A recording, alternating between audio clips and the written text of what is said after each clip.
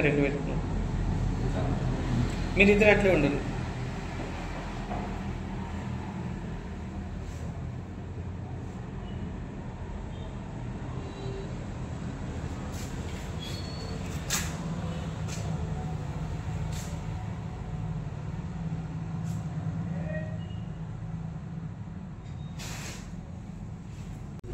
కళా పోషకులకు మరియు కళలను ఆదరించే ప్రతి ఒక్కరికి పేరు పేరున మా యొక్క నమస్కారాలు.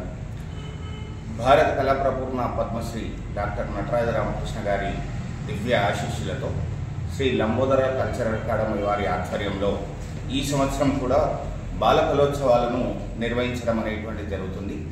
ఇట్టి కార్యక్రమంలో ప్రభుత్వ మరియు ప్రైవేట్ పాఠశాల విద్యార్థులందరూ ఈ కార్యక్రమంలో పాల్గొని వారి యొక్క కళల్ని వెలికితీసే భాగంగా, వాళ్ళలో ఉన్నటువంటి సృజనాత్మకతను వెలికితీసే భాగంగా ఇట్టి కార్యక్రమాన్ని నిర్వహించడం జరుగుతుంది.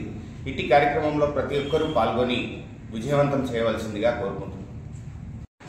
శ్రీ లంబోదర కల్చరల్ అకాడమీ దాదాపుగా 7 సంవత్సరాల నుండి రాజన్న సిరిసిల్ల జిల్లాలోని ఎక్కడా లేని విధంగా మన సిరిసిల్లలో బాల కళోత్సవాలు నిర్వహిస్తున్నాము.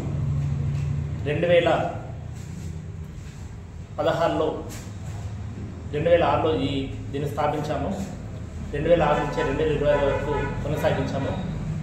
కొన్ని కారణాల వలన 4 సంవత్సరాలు ఈ బాలోత్సవాలను కూడా ఆపడం జరిగింది. దీనికి కారణం కూడా మన దగ్గర కళా పోషకులు కళను అభివర్ణించే వారు లేకపోయేసరికి ఈ బాలోత్సవాలు ఆపడం జరిగింది. మళ్ళీ ఎలాగైనా ఈ బాల కళోత్సవాలు నిర్వహించాలని ఒక సంకల్పంతో ముందుకు వస్తున్నాం. ఎందుకంటే పిల్లల్లో డ్యాన్స్ కానీ సింగింగ్ కానీ ఏ ఒక్క కళను కూడా ప్రోత్సహించే వారు లేకపోయేసరికి మళ్ళీ ఈ లంబోదర 3 సంవత్సరాల తర్వాత ఇప్పుడు 2025లో మళ్ళీ ముందుకు వచ్చింది. ప్రతి ఒక్క పిల్లలు ఈ యొక్క అవకాశాన్ని వినియోగించుకొని ఈ కాంపిటీషన్లో ప్రథమ ద్వితీయ బహుమతితో పాటు కన్సెషన్ ప్రైజ్ కూడా ఉంటుంది. ఈ వేదికను కూడా మన సినార కళామందిర్లో నిర్వహిస్తున్నాము.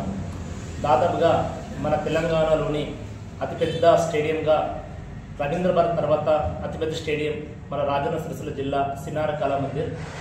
ఇప్పుడు దాన్ని మన మున్సిపల్ వాళ్ళు ఆధ్వర్యంలో ఉంది. దాన్ని కొంచెంత మంచిగా క్లీన్ చేయించి దాన్ని కళాకారులకు అప్పగిస్తే దాన్ని ఒక హైదరాబాద్ లాగా నిర్వహించడానికి చాలామంది కళాకారులు కూడా ఎదురు చూస్తున్నారు. ఎందుకంటే మనకు కళాభారతి మన కరీంనగర్లో ఉంది. కళాభారతి కంటే మన సినార చాలా పెద్దది. అంత పెద్ద సినార కళామందిని కళాకారులు వినియోగించుకోవాలంటే కూడా చాలా డబ్బుతో కూడుకుంటుంది. మనకు సినార కళామందిర్ దాదాపు 25 నుంచి 30 వేల దాకా అవుతుంది. అయినా ఆ 25,000 30,000 అయినా పర్లేదని మేము అందులో చేస్తున్న కారణం ఏంటంటే సినారే అది కళా వేదిక కాబట్టని.